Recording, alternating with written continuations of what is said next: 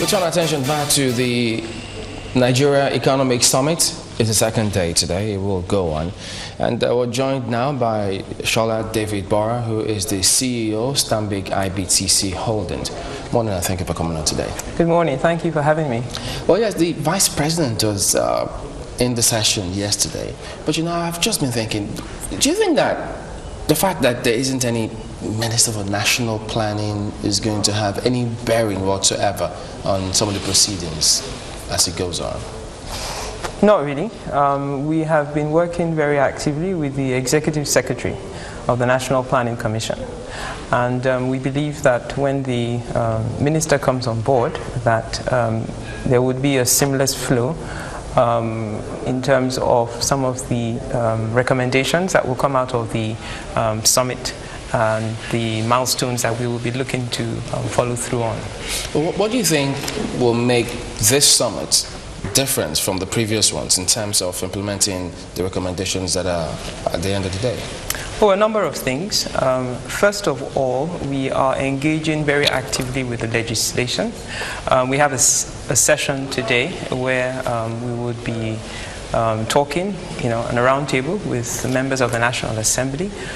We met with the Senate President last week, and there is a commitment that we should have working sessions going forward to address some of the outdated laws that are impeding business. So we believe that would be different going forward. Also, the policy commissions, there are 10 of them, ranging from agriculture, energy, infrastructure, would be very actively worked on in the coming year, because the real work starts after the summit, when the policy commissions engage with their counterparts in the public sector. And that's where we worry, because yesterday we were speaking with the Chief Executive of the NESG, and the question is about implementation of what comes out of the summit on a yearly basis. And we realize that some of these issues are still very much present in our polity, in our economy. A case in point, when we had the summit looking at education, and just recently we had the World Teachers Day, and focusing on Nigeria, you just realize that some of these issues highlighted last year have even moved on to become worse. How do we change this mindset and really get down to business by making sure that what comes out of the summit is implemented to a greater percentage? Well, I think you have to put things in perspective. This is the 21st Economic Summit, and things like nation building, driving change take time. Some of the ideas that we used to canvass 10, 15, 20 years ago, they now seem normal or natural.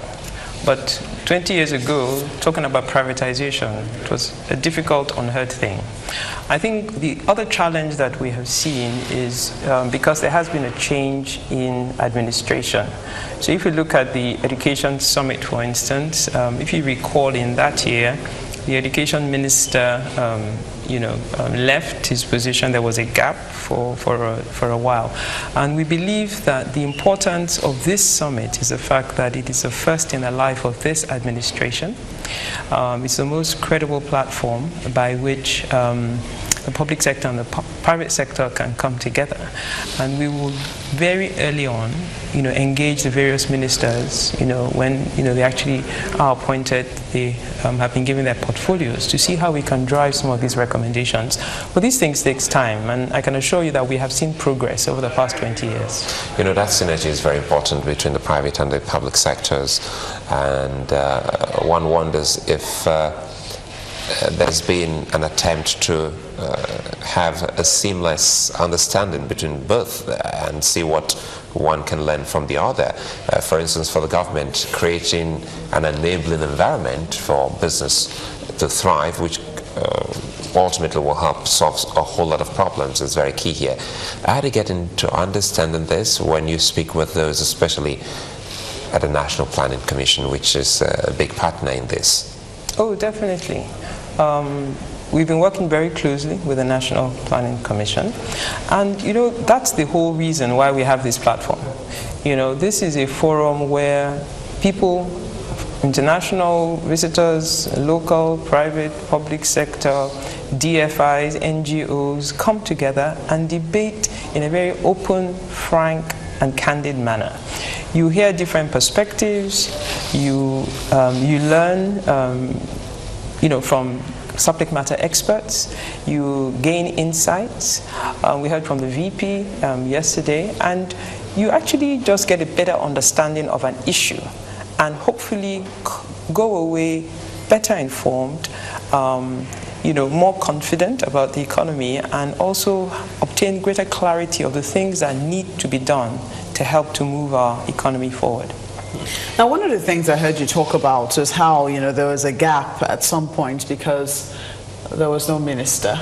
And this summit is happening now. I'm sure that one of the things that informed the timing of the summit was the hope that by now we should have had ministers in place who would participate in the summit. Do you think that that is going to have any effect whatsoever on some of the resolutions? I know you already talked about how the National Planning Ministry, you're working with the Executive Secretary there, and you're hoping that there will be a seamless transition. But sometimes ministers are more committed to things that they themselves committed themselves to in terms of the conversations that they've had. Do you see it having any impact on how this is going to proceed, especially the resolutions that we reached from here? Yeah. We don't underestimate the fact that there has to be a lot of engagement. So things don't just happen.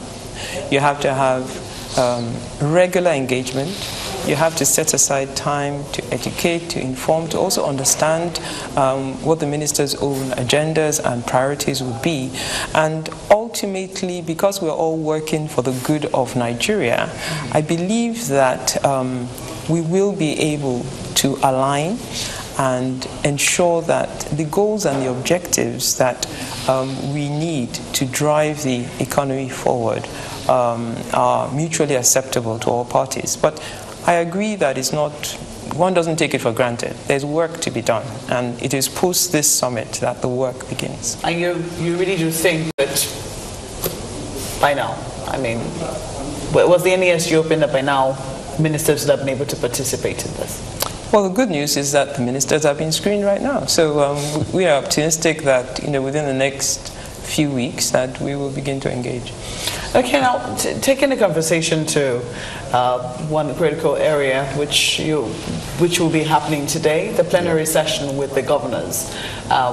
What are some of the things you're hoping will come out today in the conversation that they will be having? I find it very interesting that they've been zoned by the geopolitical zones, but then you're also not saying, say, private hands also on that same panel with them. You're just finding just the governors, it was in debating amongst themselves.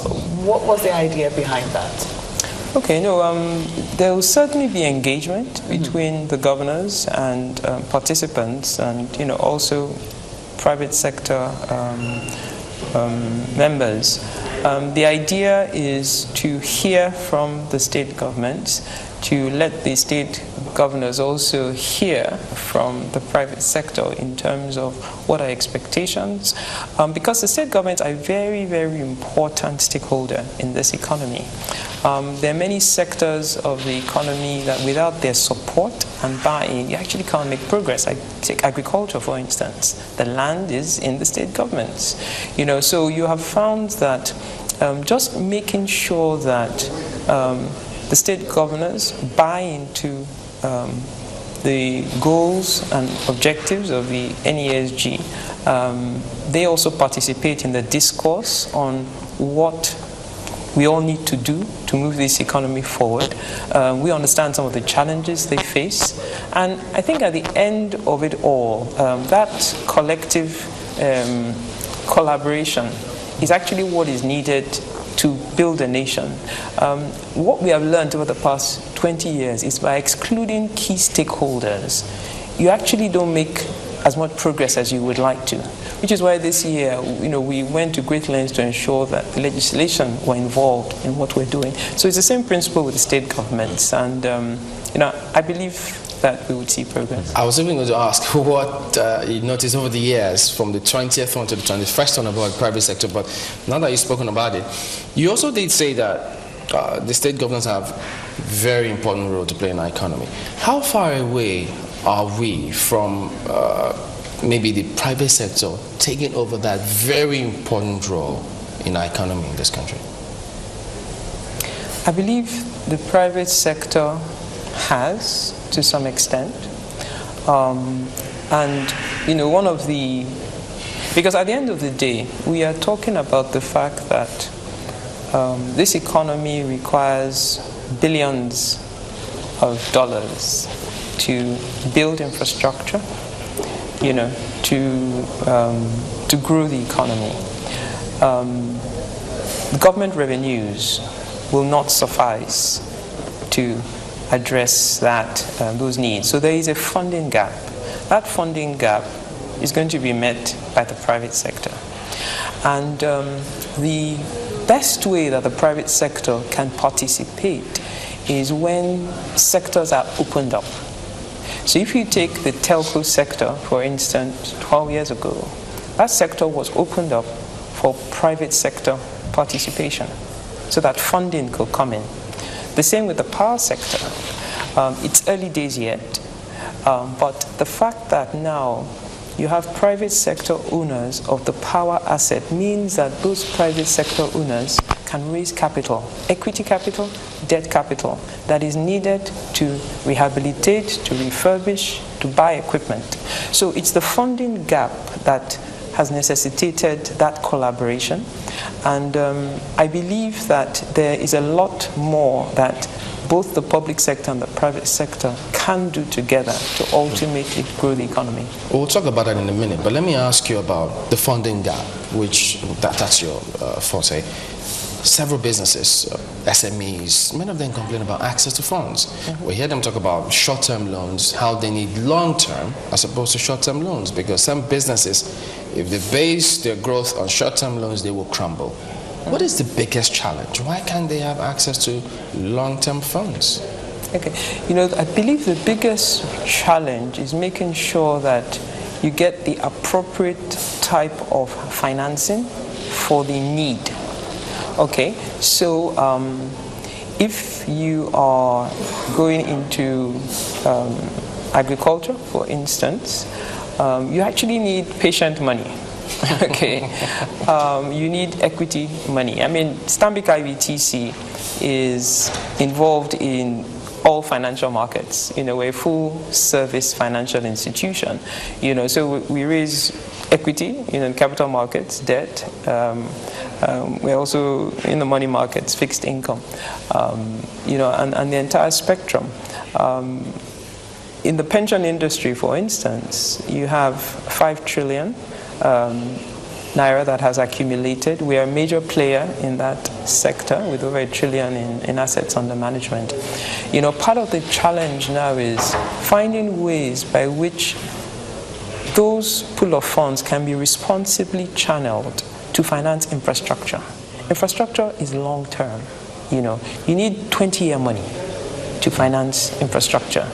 Meanwhile, you have a pool of assets, you know, that could be channeled there, but it has to be done in a responsible manner with financial instruments that will ensure that that money comes back. It doesn't just disappear, so that, you know, your pension, my pension, you know, is safe and intact. So it actually is making sure that we find the right type of financing instrument to address that need. What we have is, because of various distortions in our markets, where you only have a pool of short-term money that is available, and it actually is not appropriate for the various needs that we have in this economy.